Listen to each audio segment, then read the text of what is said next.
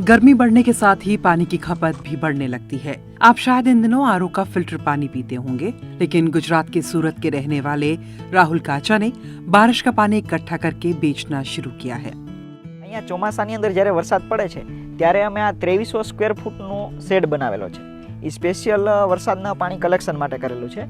ત્યારે અમે આ જે દેખાય પનાર, બરાબર, એ પનાર દ્વારા છે અમે બધું જ પાણી છે એ પાઇપ દ્વારા ટાંકા સુધી પહોંચાડીએ છીએ અને ટાંકાની અંદર પણ એક પ્રકારનું પાણી ગળાઈને જાય એ પ્રકારનું ફિલ્ટર ત્યાં રાખીએ છીએ કે જેમાં ફક્ત પાણી ગળાઈને જાય, બીજા કોઈ ન્યુટ્રિશન ઓછા ન થાય। राहुल ने बारिश के पानी को इकट्ठा करने के लिए एक अंडरग्राउंड टैंक बनाया है। ये टैंक 2 लाख लीटर तक पानी स्टोर कर सकता है।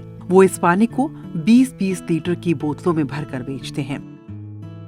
સ્ટોરેજ થયેલું પાણી હોય છે એને અમે એક આધુનિક ફિલ્ટર હોય છે જે સ્પંચ કહેવાય, કોટનનો સ્પંચ હોય છે, એની અંદરથી પાણી ગળાઈ અને 20 लीटરની બોટલમાં અમે ભરી અને હોમ डिलीवरी કરીએ છીએ। राहुल का मानना है कि बारिश का पानी शरीर के लिए बहुत फायदेमंद होता है। કે ખાલી પાણી સેલ નથી કરવાનું, જે લોકો પોતે સ્ટોરેજ કરવા માંગે છે એને કઈ રીતે આપણે હેલ્પ કરી શકીએ, તો કોઈને સમજો કે કેટલા લોકો છે ઘરની અંદર, એને કેટલું સ્ટોરેજ જોઈએ અને ક્યારે પાણી સંગ્રહ કરવું, એ બધી જ માહિતી અમે આપીએ છીએ અને ખાસ એવો આગ્રહ રાખીએ છીએ કે જે પણ પાણી ટાંકાની અંદર લેવાનું નથી, સ્ટોરેજ ટેન્કમાં નથી નાખવાનું, એ બધું જ પાણી છે એ જમીનમાં ઉતરવું જોઈએ।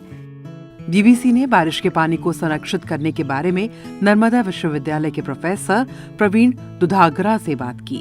વરસાદનું પાણી છે એ સંગ્રહ કરવા લાયક છે, ડાયરેક્ટલી પી નથી શકાતું, એના માટે અમુક ટ્રીટમેન્ટ અથવા તો કાળજી લેવાની જરૂરત પડે છે। ફોર એક્ઝામ્પલ, જ્યારે વરસાદનું પાણીને સંગ્રહ કરવાનું થાય તો ત્યારે એક ટેન્ક હોવી જોઈએ, એ ટેન્ક સીલ્ડ હોવી જોઈએ, એમાં સૂર્યપ્રકાશને એવું ના આવવું જોઈએ।